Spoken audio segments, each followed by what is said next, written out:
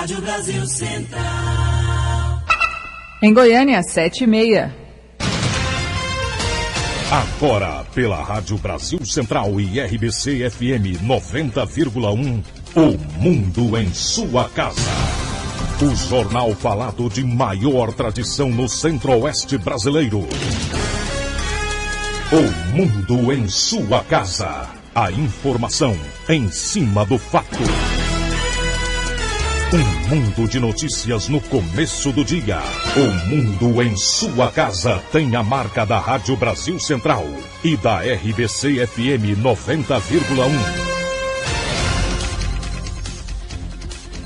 Hoje é quinta-feira, dia 4 de outubro de 2012. Bom dia, você ouvinte. Bom dia, Karine Pinheiro. Bom dia, Gil Bonfim. Bom dia, você que ouve O Mundo em Sua Casa.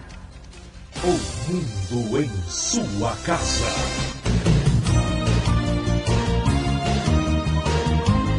Confira os destaques do Mundo em Sua Casa de hoje. Pedreiro recebe recompensa por devolver pasta com R$50 mil em Catalão. Relator condena Dirceu, Genuíno Delúbio e mais 5 por corrupção ativa. Saliva do carrapato é a mais nova aliada para o combate ao câncer. Atlético Goianiense perde no Chile e se complica na Sul-Americana. Falta de luz no estádio suspende jogo entre Brasil e Argentina pelo Superclássico. Estes e outros assuntos a partir de agora aqui no Mundo em Sua Casa. Agora são 7h32. O Mundo em Sua Casa. Tempo e temperatura. A previsão do tempo para hoje em Goiânia é de céu claro a parcialmente nublado com névoa seca. A temperatura máxima pode chegar aos 35 graus. E a umidade relativa do ar varia entre 60% e 20%. Neste momento, os termômetros marcam 22 graus em Goiânia. O Mundo em Sua Casa. Manchetes dos jornais brasileiros. O Globo, a hora decisiva. Dirceu era o mandante do mensalão, diz relator. Folha de São Paulo, mensalão, o julgamento. Dirceu foi o mandante, diz relator. O estado de São Paulo, o relator diz que Dirceu comandava o mensalão. Correio Brasiliense, Joaquim culpa Dirceu. Revisor deve absolver. Valor econômico, economistas prevêem juros de 1 dígito até o fim de 2013. Estado de Minas, relator condena Dirceu por comandar mensalão. Jornal do Comércio, segurança da eleição terá 21.739 homens. 0 hora, Barbosa condena Dirceu, Genuíno e Delúbio. Brasil Econômico, com crise investidor abandona euro como moeda de referência. Destaque do Jornal O Popular, mensalão, 2 votos condenam Delúbio. Diário da Manhã, aluga-se Goiânia, placas anunciando arrendamento de imóveis se multiplicam e estão espalhadas por toda a cidade. Agora são 7h33. O Mundo em Sua Casa. A política em Goiás.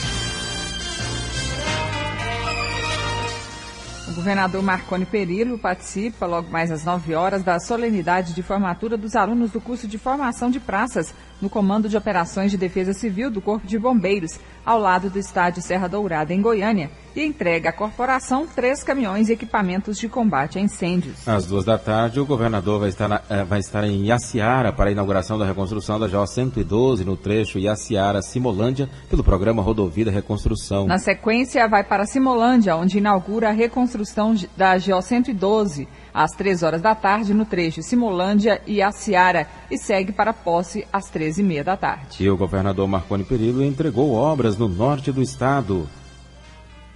Foram entregues no início da manhã 2 trechos dentro do programa Rodovida Reconstrução. O primeiro entre Campo Norte e Nova Iguaçu, na GO 428, com 26 quilômetros de extensão e investimentos de 4,6 milhões de reais. O segundo trecho entre o entroncamento da GO 428 e a GO 556, em Alto Horizonte, com 9,9 quilômetros e que custaram R$1.100.000. O financiamento é do Fundo de Transportes do Governo do Estado. O governador Marconi Perillo falou sobre as obras entregues. Se a gente juntar os 2 trechos entre Alto Horizonte e Nova Iguaçu até Campo Norte, são quase 6 milhões de reais investidos nessa rodovia.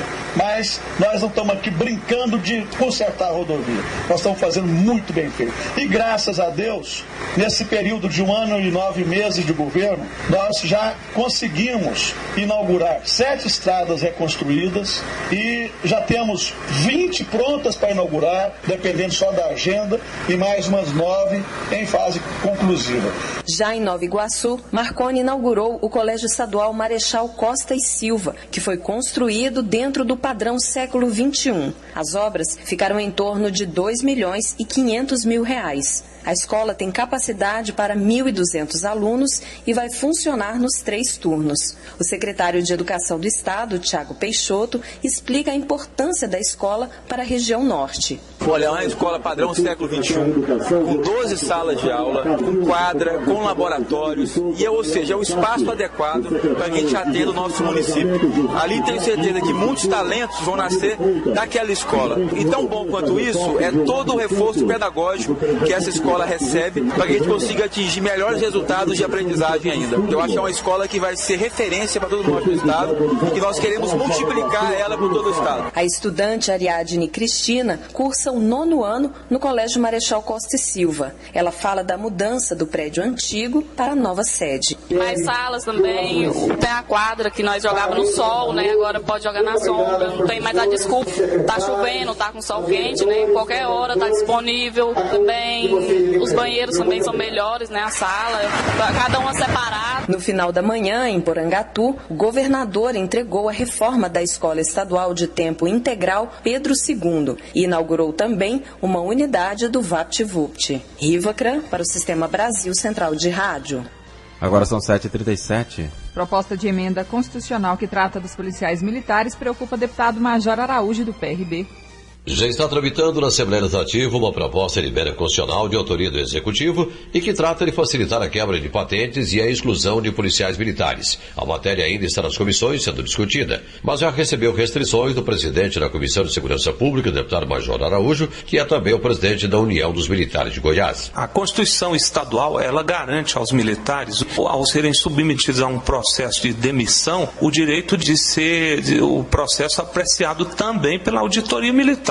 Creio que o legislador, ele entendeu que nos quartéis se pratica muita arbitrariedade e o legislador talvez tenha feito isso por cautela, né? Então, garantindo aos militares esse direito, visto que o judiciário, em tese, ele teria um julgamento mais justo, né? Então, na realidade, o projeto que chegou aqui de emenda constitucional revoga esse dispositivo e deixando mais vulnerável ainda a carreira do policial militar. Até que ponto isso é prejudicial, afinal? É totalmente prejudicial. Os militares, eles têm uma certa insegurança já, e essa insegurança tem aumentado para o exercício da sua função, quer dizer, tem deixado os militares vulneráveis e recuados, com medo de agir, porque a qualquer momento, cometendo um erro, por menor que seja, ele poderá ser submetido a um procedimento, e esse procedimento ser resolvido aqui dentro da própria instituição, quer dizer, todas as arbitrariedades que se cometem, o militar vai ficar mais inseguro, e ficando mais inseguro ele vai agir menos, a sociedade vai ser prejudicada, que é uma série de prejuízos, tanto para os militares como para a sociedade. Libório Santos, Sistema Brasil Central de Rádio.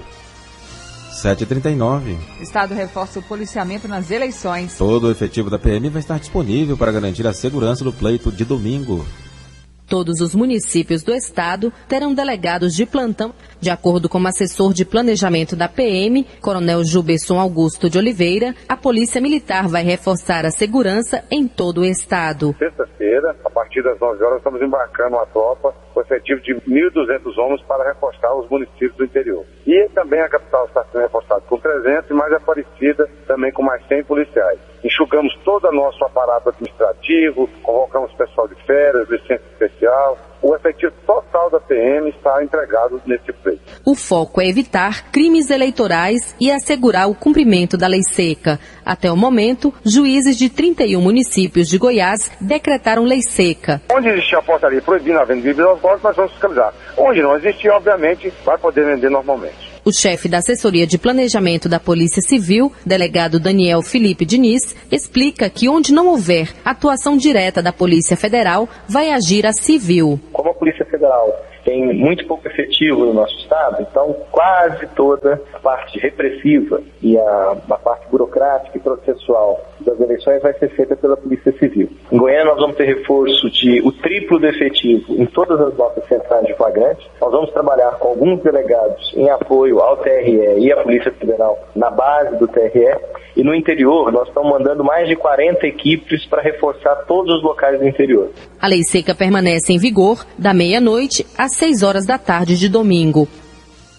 7h41. O Ministério Público proíbe campanha na véspera da eleição. E a população pode denunciar o candidato que insistir em fazer campanha pelo telefone 127. Partidos e candidatos não podem realizar campanha em Goiânia na noite anterior às eleições. A decisão é do Ministério Público Estadual, conforme destaca a promotora de justiça Alice de Almeida Freire. O Ministério Público expediu uma recomendação no sentido de que os candidatos, partidos e coligações se abstenham de distribuir material ilegal, porque a partir das 22 horas de sábado trata-se de propaganda ilegal, a distribuição de panfletos e santinhos, o derrame e sujeira nas ruas das cidades, próximos das sessões, como é prática usual em todas as eleições. Essa recomendação prevê responsabilidades ambiental, eleitoral e administrativa. E é um trabalho conjunto do Ministério Público, da Agência Municipal do Meio Ambiente e também da AMT e da Polícia Militar, além da Polícia Federal. A promotora também fala da punição aos infratores. Os candidatos, partidos e coligações e ainda aqueles que forem responsabilizados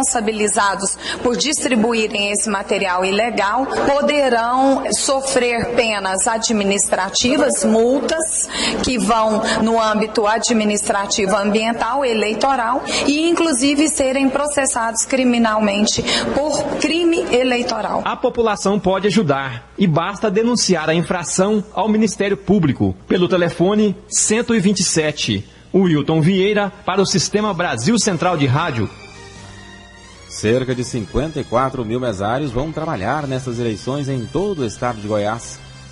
A estimativa do Tribunal Superior Eleitoral aponta ainda que mais de 30 mil são voluntários para atuar como mesários nessas eleições no estado. O chefe da Seção de Desenvolvimento Organizacional do Tribunal Regional Eleitoral de Goiás, Fabrício Paniago, explica a função do mesário. Ele comparece aos colégios eleitorais, e auxilia aos eleitores a fazerem a votação. Então eles vão manusear a urna eletrônica, acompanhar a verificação da documentação do eleitor, organizar a sessão eleitoral no dia da eleição e também fazer a leitura final da votação. Fabrício Paniago explica ainda que a legislação eleitoral beneficia os mesários com algumas vantagens. O pessoal que trabalha como mesário voluntário tem a oportunidade de receber o crédito de horas extracurriculares com aquelas instituições de ensino que têm convênio com o TRE. Também a folga em dobro para o trabalhador público ou privado, garante para os mesários também que participaram desempate em concurso público. E também os bolsistas que recebem a bolsa universitária pela OVG vão ter o direito de creditar as horas de contrapartida. A jornalista Ediana da Cunha Pimenta, de 35 anos, é mesária desde os 16 anos. Ela fala sobre a experiência no voluntariado. Eu tenho contribuído com as pessoas e tenho ganhado experiência com as pessoas que vão votar. Para mim tem sido muito bom nesses quase 15 anos que eu tenho sido mesária. Para atuar como mesário, o eleitor recebe um treinamento específico. Os interessados podem se inscrever no site do Tribunal Regional Eleitoral. Patrícia Almeida para o Sistema Brasil Central de Rádio. E a escola promove conscientização eleitoral em alunos da região noroeste de Goiânia. Alunos da Escola Municipal do Residencial Barra Vento, na região noroeste de Goiânia, participam de pleito eleitoral para escolher prefeito e vereadores. A atividade integra o projeto Eleitor do Futuro. A professora Aparecida Gomes, responsável pela iniciativa, fala do envolvimento dos estudantes. Quando nós resolvemos colocar o projeto em prática, foi justamente observando temas atuais, né? Já que não tem um tema mais atual do que a política. A princípio, quando eu falei para os alunos que o tema seria política, houve uma rejeição muito grande, porque qual é a visão que eles têm de política? Aquilo que vê na imprensa e a família, né? Corrupção, todo político é igual. Mas eu quis mostrar para eles uma história diferenciada. Busquei realmente na história de qual foi o movimento que aconteceu para que a gente tivesse o direito de votar. E a partir daí eles tiveram uma curiosidade muito grande. E eu trabalhei com as turmas de 3º ao 6º ano, houve um envolvimento muito legal. Participaram, questionando, querendo conhecer, foi assim surpreendente. Ana Carolina, de 10 anos, já pensa como futura eleitora. Daqui um dia a gente já vai votar e a gente já está tomando uma consciência de como vai ser, né? Já Gabriel Souza, de 11 anos, tem postura crítica. É a gente que tem que combater, fazendo o que? Não vendendo o seu voto, não desperdiçar a chance de votar, porque o Brasil batalhou tanto para votar, para conseguir o direito, fazendo direto já, fez um movimento, aí vai o povo desperdiça seu voto. Iniciado em agosto, o Eleitor do Futuro contempla várias ações, como aulas expositivas, confecção de título de eleitor, debates e elaboração de propostas. Wilton Vieira, para o Sistema Brasil Central de Rádio. 7h46. O mundo em sua casa. Sistema Brasil Central de Rádio. De olho no voto. Confira a agenda dos candidatos à Prefeitura de Goiânia para esta quinta-feira. A candidata Isaura Lemos, do PCdoB, às 9h30 da manhã, faz caminhada na Avenida Tapajós, na Vila Brasília. Às 4h30 da tarde, a prefeitável faz panfletagem na Praça do Bandeirante, no centro. A partir das 6 da tarde, Isaura Lemos visita a feira do setor balneário Meia Ponte da Vila União. O candidato do PSOL, Reinaldo Pantaleão, visita o Instituto de Filosofia e Teologia de Goiás às 9 horas. Às 8 da noite, o prefeitável participa do Goiânia Mostra Curtas no Teatro Goiânia. O candidato Paulo Garcia, do PT, às 10 da noite, concede entrevista à emissora de televisão. O candidato Elias Júnior, do PMN, às 9h30, realiza caminhada na Avenida Marechal Rondon.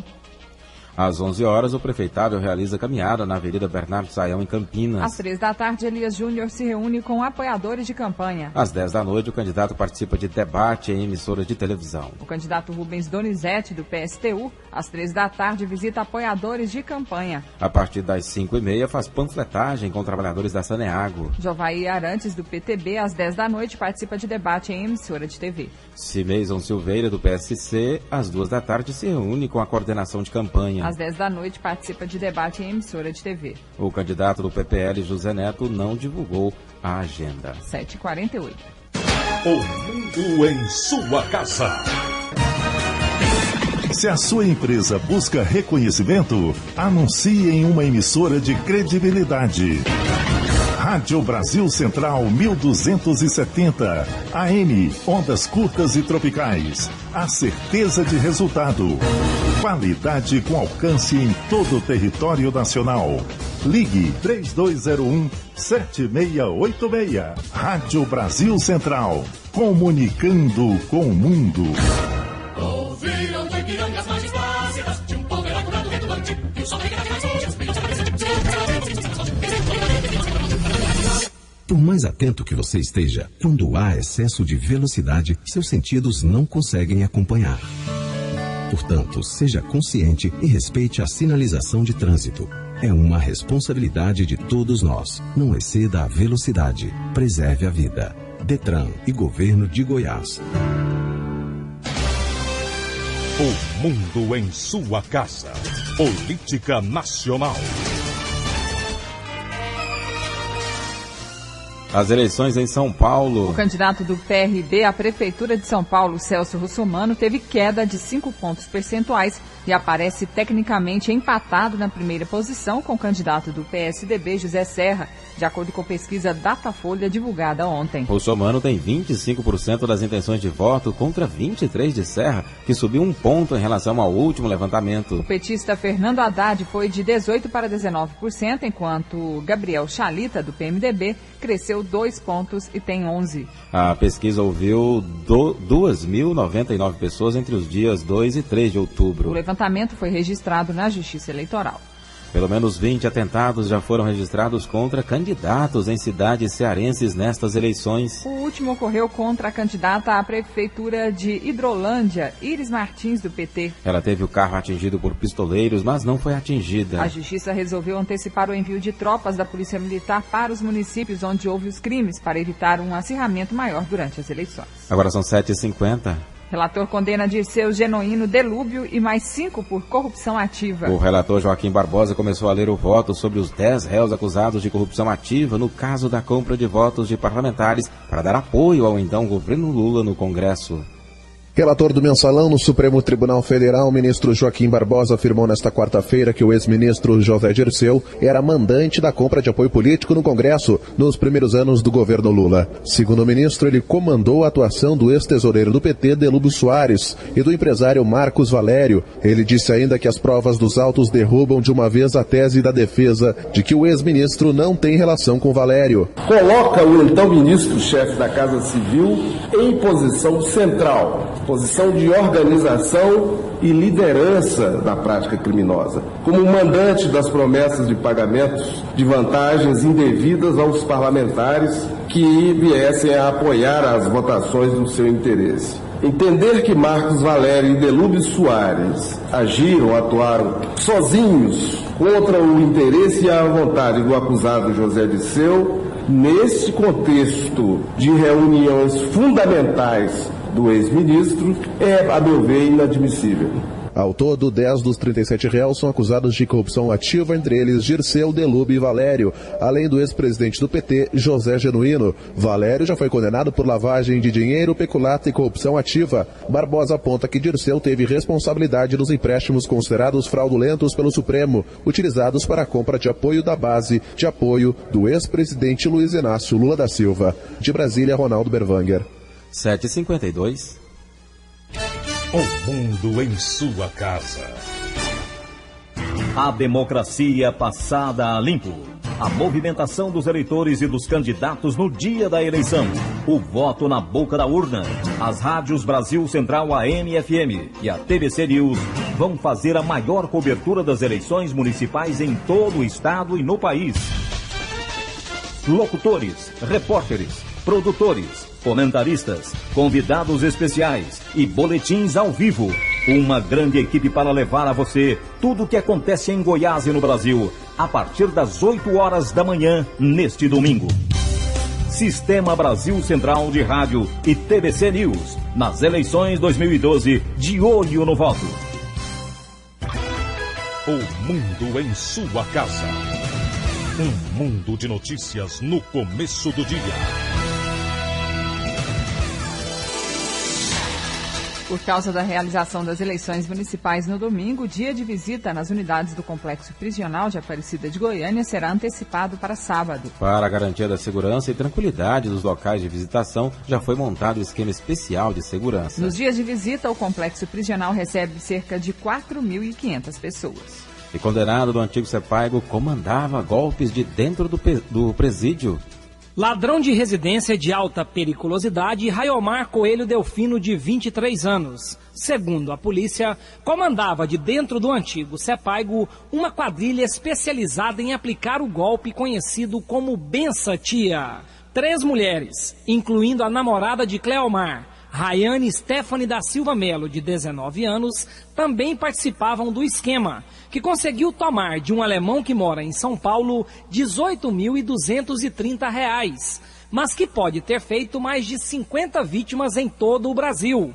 Relata a delegada adjunta da Delegacia Estadual de Investigações Criminais, Alessandra Batista Dias. Soraya conheceu o Raiomar através da sua filha, que apresentou Rayane, namorada então do Raiomar. Então as três ali se reuniram para que então sacassem e emprestassem a conta para o Raiomar. Na prática, como é que funciona esse golpe? De dentro do presídio, o preso liga aleatoriamente. Ele vai colocando umas combinações de telefone e de repente ele liga. Aí ele fala: oi, tudo bem, tio? Aí a vítima fala: tudo bem. Aí como vê que é 62, é o Diego. A própria vítima informa ao meliante, ao preso, o nome do sobrinho. Eu te ligo, tio, tô aqui e tal. Há quanto tempo você não vem em São Paulo? Não, tio, eu tava indo pra aí, a caminho daí meu carro estragou. Aí começa todo o envolvimento da vítima. Tio, estragou, eu tô num lugar aqui muito estranho, tô precisando de R$3.800 agora pra consertar meu carro. Aí o tio sai, vai lá e deposita. Cadê um golpe antigo, mas muita gente ainda cai. Qual que é a orientação da polícia? A primeira coisa a fazer é identificar a família da vítima. Tá, desligue o telefone, fale que vai depositar o dinheiro, desligue o telefone e ligue imediatamente para esse parente. Caso não encontre esse parente, o telefone esteja desligado, procure imediatamente uma delegacia mais próxima ou mesmo a DEIC. Responsável por emprestar a conta a Raiomar, Soraya Regina da Silva, de 47 anos, foi presa em flagrante. Ela, o condenado, Rayane e Sara Regina Lima e Silva, de 19 anos, que terão suas prisões solicitadas, foram indiciadas por estelionato e formação de quadrilha. Aulus Rincon, para o Sistema Brasil Central de Rádio. 7h56. Um pedreiro encontrou na rua uma pasta com mais de R$50 mil em dinheiro e cheques pré-datados no município de Catalão, no sudoeste do estado. O Wellington Rodrigues Barbosa, que devolveu a bolsa, disse que avistou a pasta quando passava com a filha perto de uma escola particular. A pasta pertence a uma escola. O diretor administrativo, Adair Silva Rosa, contou que a perdeu quando saiu do estabelecimento carregando vários volumes. Na pasta extraviada estava a movimentação financeira da escola em que trabalha. A quantia que estava dentro da pasta estava sendo levada para um cofre e seria usada no pagamento de despesas e investimentos no colégio. Pelo ato de honestidade, o pedreiro ganhou uma grande recompensa. O filho dele vai começar 2013 em uma escola nova. Ele ganhou a bolsa para estudar no colégio particular. 7h57. Presos 5 acusados de clonar cartões de clientes de posto de combustível em Caldas Novas. 5 homens, entre eles 2 funcionários do Alto Posto Canaã, localizado na cidade de Caldas Novas, foram presos por agentes da Delegacia Estadual de Defesa do Consumidor, acusados de clonar cartões de crédito e efetuar compras em diferentes estabelecimentos comerciais do estado e de outras regiões do Brasil. Responsável pelas investigações, o delegado Valdemir Pereira da Silva conta que, além de celulares e computadores encontrados com os presos, a polícia apreendeu ainda um pendrive que tem, em sua memória, mais de 30 mil leituras de cartões bancários. É uma quadrilha especializada em copiar dados de cartões bancários de clientes de vários estabelecimentos comerciais. Primeiramente, a quadrilha aliciava algum funcionário de alguma determinada empresa, pagava uma propina de R$2.000, R$3.000 para um funcionário, deixar que a quadrilha instale uma máquina naquele estabelecimento suficiente para captar dados dos correntistas. No momento em que o cartão é passado nesta máquina, todos os dados do cartão é subtraído pela quadrilha, o que facilita a clonagem do cartão. Tem mais alguém para ser preso? Tem muitas pessoas ainda a serem investigadas. Por exemplo, no dia da operação, um membro da quadrilha conseguiu fugir da nossa ação, mas nós temos outros membros da quadrilha situados no estado de São Paulo, por exemplo, Minas Gerais e também em várias cidades do estado de Goiás. Apontado como chefe do grupo, Humberto Andrade Castelo Branco, de 47 anos, foi preso em flagrante por crimes de formação de quadrilha e estelionato. Mesmo delito em que foram autuados também Sergei Santos Camargo, Edson Brasil Júnior, Gibelde Alves Rodrigues e Fagner Parreira Dornelles. Aulus Rincon, para o Sistema Brasil Central de Rádio. Agora são 7h59. As informações ao vivo com o repórter Libório Santos. Bom dia. Exatamente, bom dia ouvintes da Brasil Central. Agora o nosso giro pelas rodovias goianas, últimas 24 horas, com 27 acidentes, 11 pessoas feridas e 2 mortos. O acidente mais grave foi uma colisão frontal na GO 010, na altura do quilômetro 15, entre Bonfinópolis e Goiânia. Caminhão Mercedes-Benz, placa NFK 1575 de Silvânia. O motorista Edmar Lopes de Menezes saiu ileso. Segundo o veículo S10, placa HRJ 1887 de Senador Canedo, Fábio de Souza Duarte, vítima fatal. Passageiro Jean Carlos Chaves, também vítima fatal. Esse caminhão Mercedes-Benz transportava tijolo e toda a carga foi jogada na pista, trazendo transtorno para os veículos. Libório Santos, Sistema Brasil Central de Rádio. O mundo em sua casa. Um mundo de notícias no começo do dia.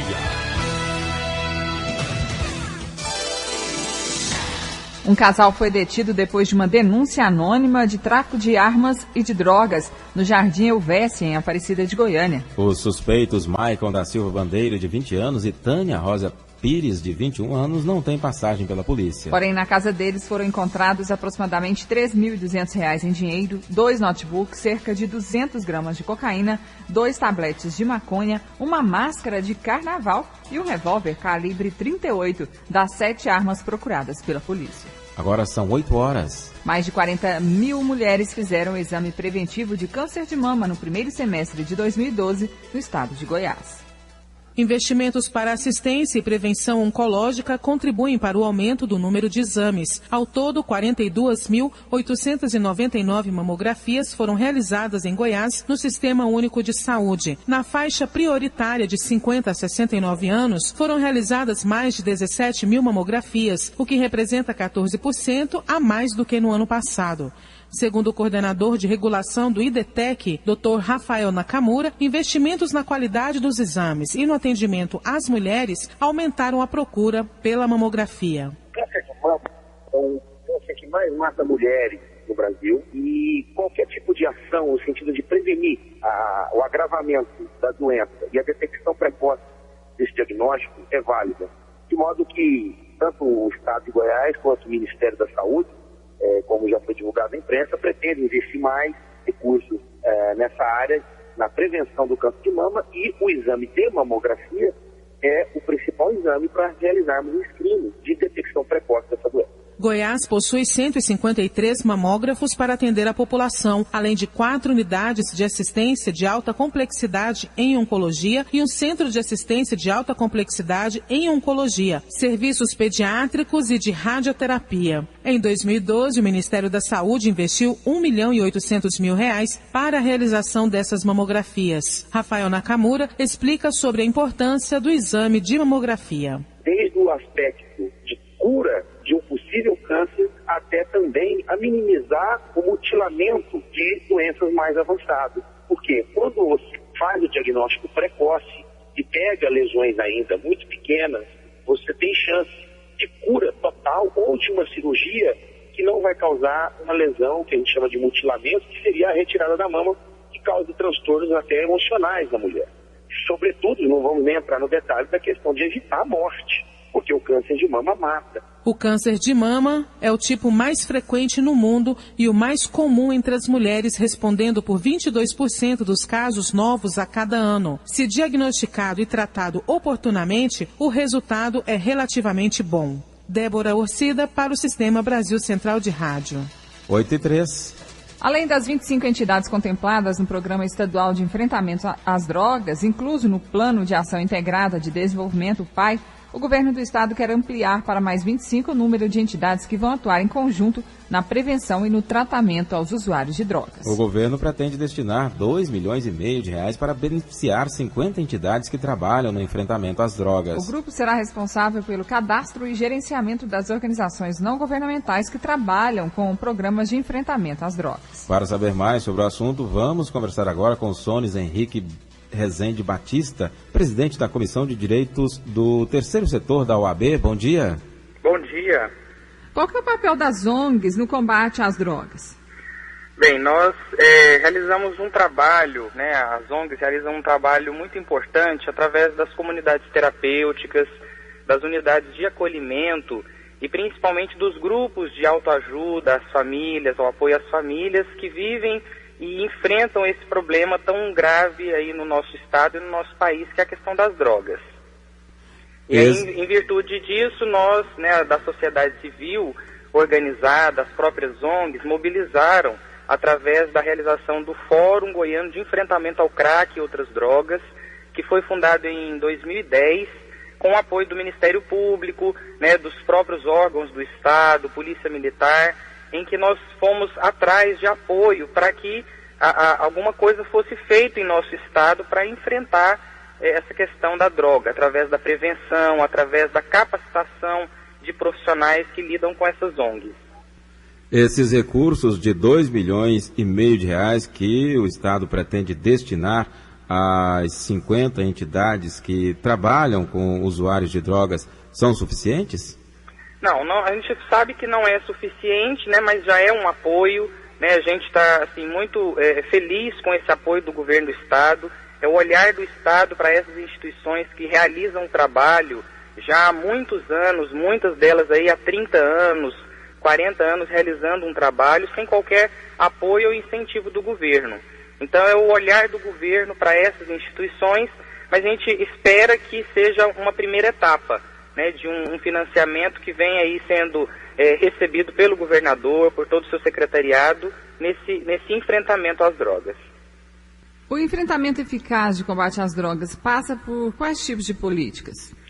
Bom, a gente tem lutado muito pelas políticas públicas, né? Principalmente a questão da prevenção, o envolvimento com a educação, né? Então nós não temos mais só a visão de receber o usuário já envolvido com a droga, mas preparar as famílias, né? Dar uma base às famílias para entender todo esse processo. Então o fórum, através de parcerias, a gente já realizou o primeiro congresso, né, de prevenção aos educadores. Estamos em via aí para o início do ano que vem de realizar o segundo congresso de prevenção para educadores.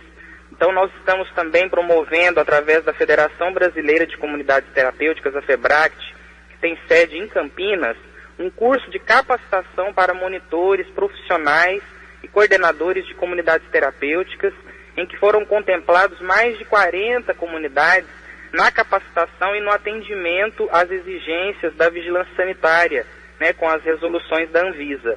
Então, tudo isso visando um melhor atendimento e uma preocupação com o usuário.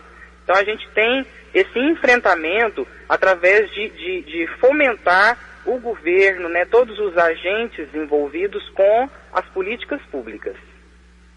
Sones Henrique Rezende Batista, presidente da Comissão de Direitos do Terceiro Setor da OAB Goiás. Obrigado pela entrevista aqui ao Mundo em Sua Casa. Um bom dia. Obrigado. E só corrigindo, eu não sou presidente, eu sou um membro da Comissão de Terceiro Setor, do qual eu faço parte.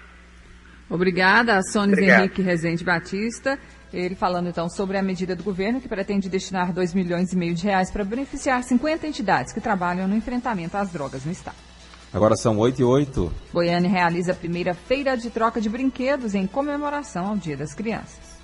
Movimento Infância Livre de Consumismo e Instituto Alana vão promover nesse sábado a primeira feira de troca de brinquedos de Goiânia. O evento será realizado no Parque Flamboyant a partir das 9 horas e tem o objetivo de despertar as crianças para uma reflexão sobre os hábitos de consumo.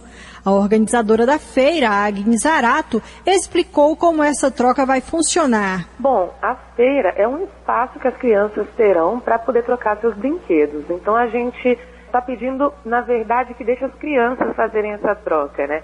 É só chegar no parque com um brinquedo em bom estado e colocar ali para poder participar dessa troca com outras crianças.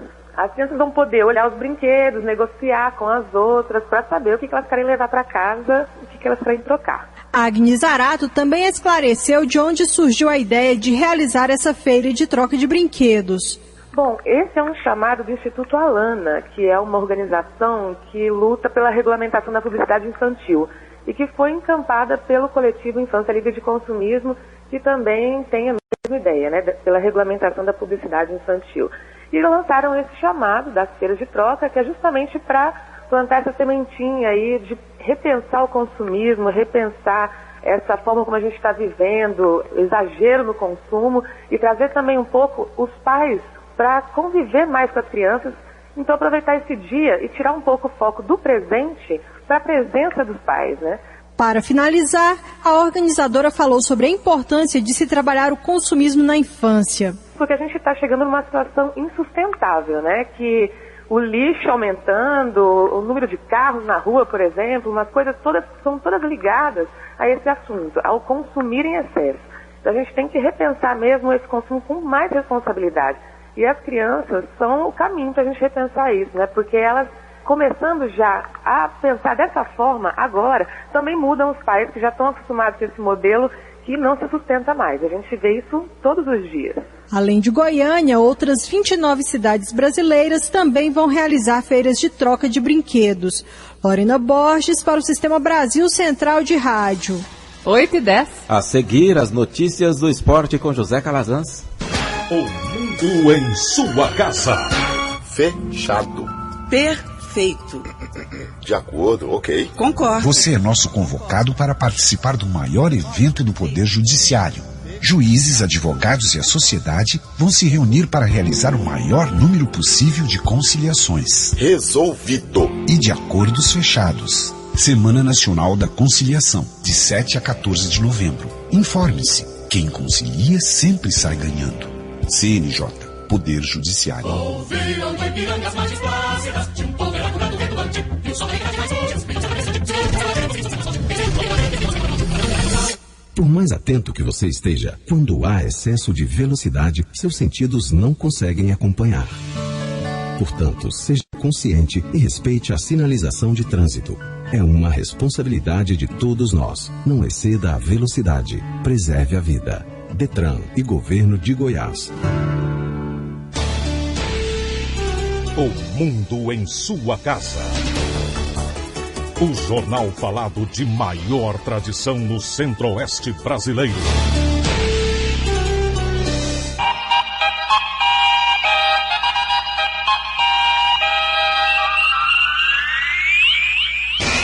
O mundo em sua casa. Esporte. Bom dia. A carreira mais vitoriosa da história da Fórmula 1 terá definitivamente um fim no Grande Prêmio do Brasil em 25 de novembro deste ano. Dono de 7 títulos mundiais, 91 vitórias e 68 poles, Michael Schumacher anunciou hoje em Suzuka que vai encerrar sua carreira no fim desta temporada. Em entrevista coletiva, Schumacher agradeceu à família, amigos e a Mercedes que proporcionaram seu retorno à Fórmula 1 depois de 3 anos desde sua primeira aposentadoria, anunciada em 2006. A Mercedes optou pela contratação de Lewis Hamilton e anunciou a contratação do campeão mundial de 2008 há 6 dias em uma transação que envolverá o pagamento de 200 milhões de reais por 3 anos de contrato para tirar o piloto britânico da McLaren. Dessa forma, Schumacher ficou sem espaço para tentar continuar sua carreira na equipe alemã. 8h12. A viagem da delegação brasileira para a Resistência acabou sendo em vão. O estádio Centenário na cidade argentina sofreu com a falta de luz instantes antes de a bola rolar e após quase 40 minutos de espera, o trio de arbitragem mandou as equipes voltarem para os vestiários. Mas 25 minutos depois, a partida enfim foi cancelada. Um acordo entre CBF e AFA, Associação de Futebol Argentino, decidirá o futuro da taça, já que o Brasil não tem mais datas disponíveis para jogar neste ano. 3 jogos abrem hoje a 28ª rodada do Brasileiro Série A, todos começando às 9 da noite. No Canindé, Português e Esporte, no Engenhão, Flamengo e Bahia, e no Couto Pereira, Curitiba e Ponte Preta. As outras 7 partidas serão realizadas no sábado, com destaque para Atlético Goianiense, que perdeu ontem no Chile pela Copa Sul-Americana, que recebe o Vasco da Gama no Serra Dourada. Jogando aqui em Santiago, diante da Universidade Católica, o Atlético perdeu em sua partida histórica, a primeira fora do Brasil, 2-0 para o Universidade. E agora se volta para o Campeonato Brasileiro. Lembrando que a partida de volta pela Sul-Americana só vai acontecer no próximo dia 24 de outubro. O jogo que vai acontecer no estádio Serra Dourada, bem no aniversário de Goiânia. O técnico Arthur Neto, que após a partida revelou que acredita numa reviravolta, que o Atlético possa superar essa marca, essa vantagem adquirida pela Universidade com a vitória de 2-0. Para o Atlético tem que vencer por 2-0 para a decisão ir para os pênaltis, ou então 3 gols de diferença, é claro, não pode se tomar um gol no Serra Dourada. Pelo Campeonato Brasileiro, aí sim o jogo será sábado, 4h20 da tarde, diante do Vasco, no Serra Dourada. Eric Maravilha, para o Sistema Brasil Central de Rádio. 8h14, Vila Nova deve ter 2 mudanças para receber o Caxias nesta sexta. O técnico Ney da Mata comandou ontem no CT Governador Marconi Perillo o primeiro coletivo da semana visando o jogo de amanhã contra o Caxias no estádio Serra Dourada. Apenas 2 modificações no time em relação ao Vila, que empatou com o Tupi fora de casa na última rodada. Na lateral esquerda, Reivan entra no lugar de André Luiz, suspenso, e no ataque, Marion segue no departamento médico. O Wesley, que volta de suspensão, também conquista a condição de titular. O time que treinou, Juan no gol, Nego na direita, César Gaúcho e Rafael Vaz no miolo de zaga, na esquerda, Reivan. O meio-campo com Russo, Ricardinho, Jorginho e Léo Costa. No ataque, Wesley e Pedro Júnior. Tudo resolvido entre Rafael Vaz e Ney da Mata em relação ao bate-boca da última terça-feira, tanto que o zagueiro treinou normalmente no time titular. Paulo Massad para o Sistema Brasil Central de Rádio. O São Paulo vendeu o volante Carlinhos Paraíba para o Omiya Ardija do Japão, um clube que o jogador já vinha defendendo desde o começo do ano por empréstimo. O São Paulo vai receber cerca de 3 milhões de reais pela negociação. Goiás vai ter 9 dias de preparação para o próximo compromisso na Série B, mas fica de olho nos concorrentes diretos. O Goiás só volta a campo sábado da semana que vem, no próximo dia 13, em Belo Horizonte, diante do América Mineiro, na sequência da Série B do Campeonato Brasileiro. O Goiás chegou a 55 pontos após a vitória de terça-feira, 1-0 contra o Bragantino. O Goiás é o único time da Série B que não perdeu jogando em casa e vai buscar a 7ª vitória longe de Goiânia na competição. Até agora foram 6 vitórias fora de Goiânia, contra Guarani, Asa de Arapiraca, Ipatinga, Paraná, CRB e Guaratinguetá. Dos 55 pontos do Goiás, 21 foram conquistados fora de casa. O técnico Anderson Moreira, a princípio, pode repetir a escalação pela 5ª vez seguida. E caso nenhum jogador venha se contundir até o jogo contra o América Mineiro, o treinador pode repetir a escalação pela 5ª vez consecutiva. É sábado da semana que vem, dia 13, em Belo Horizonte, contra o América Mineiro. Vinícius Silva para o Sistema Brasil Central de Rádio. Às 8h16 do esporte é o que há. Obrigado, José Calazans. O mundo em sua casa. Eleição não se ganha de véspera. É o que diz pesquisa Veritar, Rede Record e Jornal Hoje. O povo pediu para pensar e quer um segundo turno em Goiânia.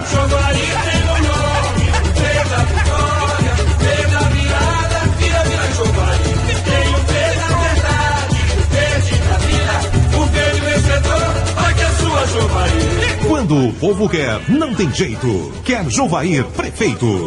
Coligação Goiânia 24 horas. O mundo em sua casa. A informação em cima do fato. Uma pane em um transformador de uma subestação do sistema Furnas, em Foz do Iguaçu, deixou 5 estados sem luz na noite de ontem. Em Goiás, foram afetadas pela pane as cidades de Anápolis, Corumbá, Alexânia, Abadiânia e Pirenópolis. No restante do país, o apagão atingiu áreas do Paraná, Rio de Janeiro, Minas Gerais, Acre, Rondônia e parte do Centro-Oeste. De acordo com a Operadora Nacional do Sistema Elétrico, a falha gerou perda de carga na usina de Itaipu, que enviou uma mensagem às empresas distribuidoras de energia pedindo um alívio de carga no sistema. A interrupção teve início às 8h55 da noite e durou até às 9h22. Segundo a CELG, em Goiás, o fornecimento de energia nas cidades atingidas foi restabelecido em pouco mais de 20 minutos. 8h18. IBEDEC apoia a decisão da ANS de suspender a venda dos planos de saúde. Primeiro foi com as operadoras telefônicas. Tanta reclamação por causa dos maus serviços provocou a suspensão das vendas. Agora é a vez dos planos de saúde. A partir do dia 5, a venda ficará suspensa até que as empresas se adequem às melhorias com relação à marcação de consultas, exames e cirurgias. Bom para o consumidor que tem feito valer seu direito, como ressalta o presidente do IBEDEC Goiás, Wilson César Rascovitch. O consumidor está fazendo a reclamação, quer dizer, está fazendo o papel dele, que é de reclamar caso ocorra aí algum problema com o plano dele, e demonstra também que a agência reguladora também está fiscalizando as operadoras, né? Tanto que nós orientamos, o IBEDEC sempre vem orientando o consumidor que se uma operadora faz alguma coisa errada ou não faz a má prestação de serviço, ela faz a reclamação junto a essa operadora, mas também faça a reclamação junto à agência reguladora daquele serviço. Por quê? Porque é a agência reguladora que vai multar essa operadora. Um levantamento da Agência Nacional de Saúde Suplementar, a ANS, mostra que entre julho e setembro de 2012 foram registradas mais de 10 mil reclamações. O consumidor deve ficar atento à lista com o nome das empresas suspensas, alerta Rascovitch. Existe no site da ANS a relação das empresas que estão proibidas de vender então esse produto. É interessante que o consumidor verifique se essa operadora que ele pretende adquirir o produto, se está nessa relação. Aqui, empresas daqui de Goiânia, né, do estado de Goiás, nós verificamos não existe, mas tem outras empresas fora de Goiânia, em outros estados, que tem muitas vezes filiais aqui. Então é interessante que o consumidor, antes de adquirir o produto, verifique junto ao site da ANS para verificar se realmente está ou não naquela relação. 80 empresas de plano de saúde vão receber a primeira suspensão, mas 221 já tiveram a comercialização suspensa na última avaliação realizada em julho deste ano. Yara Galvão para o Sistema Brasil Central de Rádio. Agora são 8h21. Caixa lança serviço telefônico ao cidadão para prestar informações sobre benefícios sociais. O serviço começou a funcionar dia 1º de outubro e é um novo canal de atendimento telefônico específico para os serviços de cidadania. A expectativa do banco é receber 250 mil ligações por dia. E o gerente regional de canais da Caixa Econômica Federal, Jonatas Ferreira de Oliveira, explica quais informações serão repassadas pelo atendimento telefônico. O serviço via telefone 0800, ele é voltado para informações sobre benefícios sociais. É uma informação que todo cidadão vai ter acesso agora através do 0800 e que tem as informações sobre o PIS, sobre o seguro-desemprego, sobre o FGTS e também sobre o cartão do cidadão. Jonatas orienta sobre os horários de atendimento Caixa ao cidadão. E está à disposição também de segunda a sexta-feira, dos horários das 8 horas às 22 horas e no sábado das 10 horas às 16 horas. O número do telefone é 0800 726 0207. Débora Orcida para o Sistema Brasil Central de Rádio. 8h22. Termina no próximo dia 11 o prazo para os municípios apresentarem recursos ao Conselho Deliberativo dos Índices de Participação dos Municípios, o COINDSE, visando alterar o IPM provisório de 2013. Até agora, cerca de 200 recursos foram elaborados por vários municípios, mas o número deve crescer com a proximidade do fim do prazo. O medo do desemprego aumentou entre os brasileiros, de acordo com uma pesquisa da Confederação Nacional da Indústria. No entanto, segundo a CNI, o índice ainda é um dos mais baixos da história do estudo. Famílias carentes não recorrem ao direito de desconto na fatura de energia por falta de registro em programas sociais. A redução de tarifa de energia elétrica concedida pela CELG já beneficia cerca de 168 mil famílias em Goiás. Mas segundo o Cadastro Único para Programas Sociais do Governo Federal, mais de 360 mil famílias inscritas não procuram a companhia elétrica para ter o benefício. Segundo o assessor de comunicação da CELG, Erivelto Nunes, os descontos vão de 10% a 100%, de acordo com o consumo da família de baixa renda. E a solicitação é bem simples. As regras definidas pela ANEEL diz que a unidade consumidora é classificada na subclasse residencial de baixa renda desde que seja utilizada pelos seguintes critérios. A família tem que estar inscrita no Cadastro Único para Programas Sociais do Governo Federal, chamado de Cadastro Único, com renda familiar mensal per capita menor ou igual a meio salário mínimo nacional. Deve informar, evidentemente, o seu nome, o número de identificação social é o NIS, ou número do benefício. Esse NIS ele deve obter junto à área de assistência social da Prefeitura Municipal.